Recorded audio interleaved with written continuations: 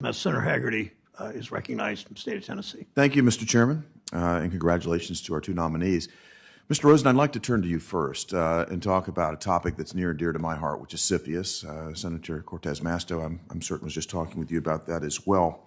And I want to initially ask for your commitment to work with this committee, and in particular, the National Security Subcommittee, which I'm the ranking member, to continue to refine the improvements in our investment screening regime that are enabled in FIRMA and as enabled through the regulations that are developed and published over the past few years.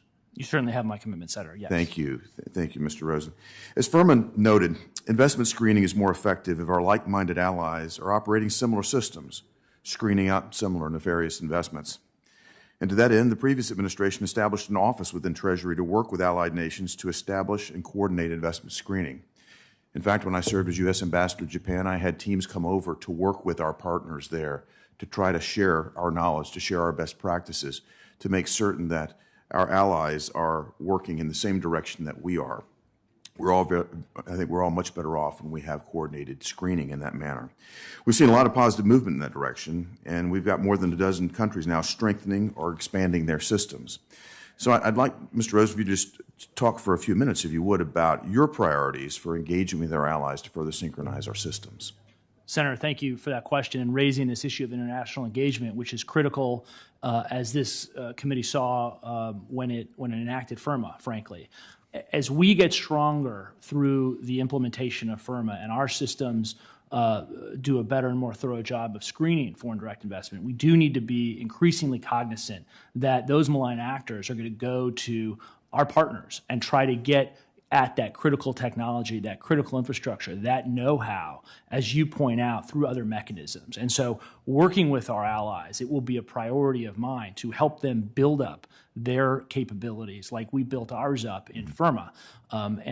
My experience engaging with foreign partners in doing so, I will sort of leverage that experience, Senator, to work to enhance that. Because FIRMA also talked about accepted foreign states, right, and giving an incentive for countries to do that. So that you have my commitment that will be a focus of mine. I appreciate that. My observation working with our teams in the past was that we have very talented people, but we have a dearth of talent as well. It's a tough process. It's one that requires certain expertise. And I'd love to hear your comments on the manpower aspect of this and what your plans might be to recruit and enhance that. Certainly, Senator, and thank you for that. I'm not in the building, so I haven't been able to assess firsthand. My understanding is that with FIRMA, the resources through filing fees and otherwise have grown. The manpower has grown in a very positive way. And so I'm looking forward to getting in and assessing that.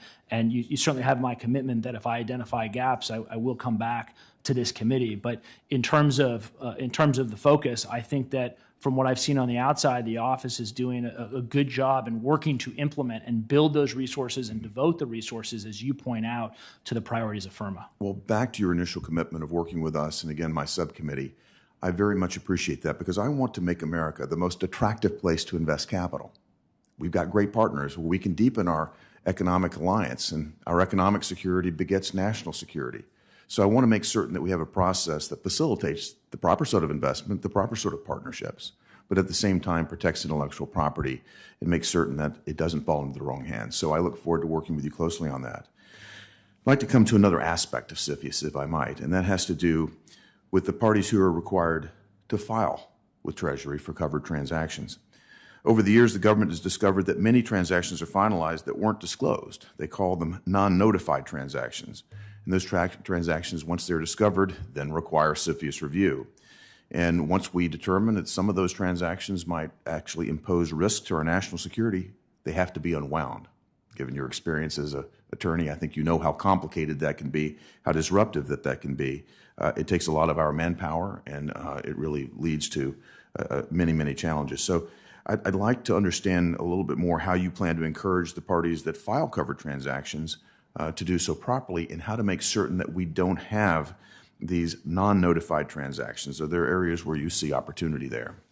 Yes, thank you, Senator. And I agree with you that we do want to encourage companies to come in the front door. And there's an informal engagement process with CFIUS that's in place to allow companies to engage, to ask questions, and the like.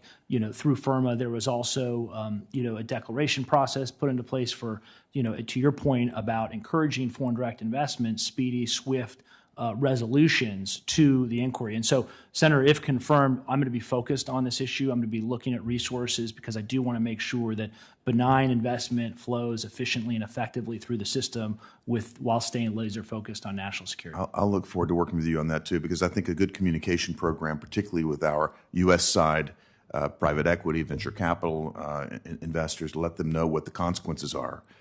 What the difficulty would be of having to unwind these transactions could be very effective. Thank you very much for your time. Ms. Gibson, congratulations. I'm going to submit my questions for you for the record. Thank you, Mr. Chairman. Thank you, Senator Hagerty. Thank you to the nominees today for being here and providing testimony.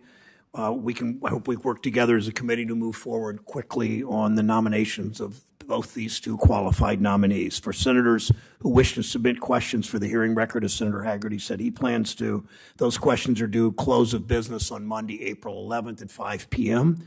For the nominees, we'd like you to have your responses back to us by Monday, April 18th at noon. Thank you again for your testimony, and the committee is adjourned.